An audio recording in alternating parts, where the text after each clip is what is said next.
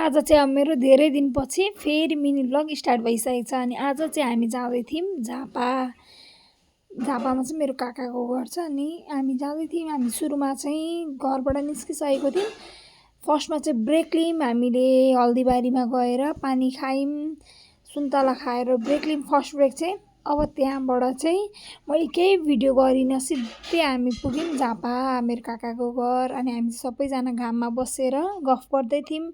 अब धेरै बेर पनि बसिनँ वहाँ अनि हामी फेरि काकाको घरमा एकछिन गफ गरेर हामी निस्क्यौँ। आज चाहिँ झापा बजार रहेछ अनि हामी चाहिँ झापा बजार पनि पसेर सब्जीहरू लिएर घर जाने भनेर सब्जीहरू किनेर घर फर्किँदै थियौँ। आउँदाखेरि यस्तो भोक लाग्यो। पाखराखोपीमा चाहिँ हामीले चटपटेर आलुचप खायौँ।